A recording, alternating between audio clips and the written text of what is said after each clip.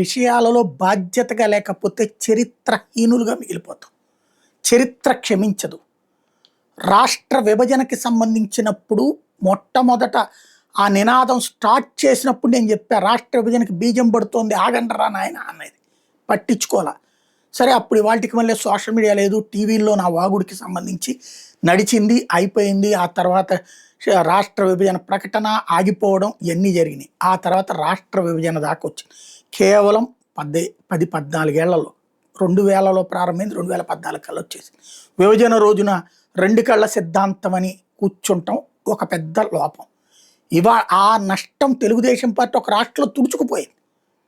ఇప్పుడు ఆ తెలుగుదేశంలోంచి ఇతర పార్టీలోకి వెళ్ళిన రేవంత్లో తెలుగుదేశాన్ని చూసుకుని బతకాల్సి వస్తుంది. కానీ ఆ రాష్ట్రంలో తెలుగుదేశం జీవితంలో కోలుకోలేని పరిస్థితి అయిపోయింది.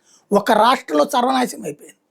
అయినా ఇప్పటికి కూడా రాష్ట్ర విభజన తర్వాత మళ్ళీ కొత్త రాష్ట్రం ఏర్పాటు, కొత్త రాష్ట్రంలో మన రాజధాని మొదటిసారి అవకాశం ఇచ్చారు. అమరావతిలో జరిగిన లోపాలే కదా చివరికి ఆ నియోజకవర్గంలో కూడా ఓడిపోవడానికి కారణమైనటువంటిది. సరే, జగన్ చేసిన 3 రాజధానుల పొరపాటు తప్పు వలన అతను దెబ్బతిన్నాడు. లేకపోతే మంగళగిరి ఓడిపోవడం ఏంటి, అక్కడే ఓడిపోవడం ఏంటి, తాడికొండ. అయినా మనం గ్రహించకపోతే ఎట్లా? ఇవాళకి కూడా రాజధానికి సంబంధించి ప్రజలకి స్పష్టత ఇవ్వకపోతే ఎట్లాగా? ఎవరికాళ్ళు మాటలు మార్చుకోవడం ఎందుకు? ఇప్పుడు నవనగరాలతో కూడిన విజయవాడ గుంటూరుతో కూడిన రాజధాని.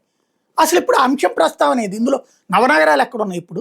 ప్లస్ విజయవాడ గుంటూరు కలపకుండా రాజధాని ఇంకేంటి? రాజధాని 29 గ్రామాలతో కూడినటువంటి రాజధాని 1 కోటి మంది జనాభాకి వేదిక అవుతుందా? ఎలా సాధ్యమవుతుంది? ఎందుకని కనీసం నిన్న విభజనకి సంబంధించినటువంటి చట్టంలో మార్పులు చేయమన్న రోజుకు కూడా మనం ఎందుకు తీసుకురావట్లేదు?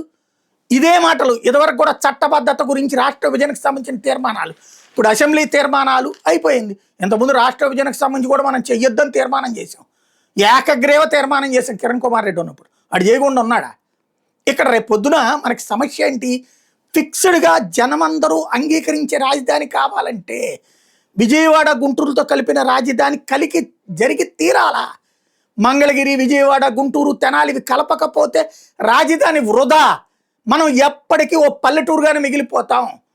ఆ ప్రాంతంలో మాత్రమే బిల్డింగులు కట్టుకో, 100 బిల్డింగులు కట్టుకో, ఏమి ఎదుగుతావు నువ్వు అక్కడ? అక్కడికి మాత్రమే వెళ్ళి బతకాలంటే కోట్ల ఉన్నోడు అక్కడికి రావాలంటే సామాన్యుడు రాలేకపోతే, ఉండలేకపోతే ఏంటి ఇంకా దానివల్ల ప్రయోజనం?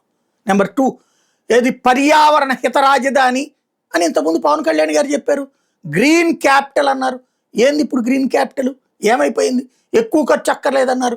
ఇప్పుడేం కోట్ల ఖర్చు అంటున్నారు, 1000 కోట్లు ఖర్చు అంటున్నారు. బీజేపీ ఆ రోజున ఏం చెప్పింది?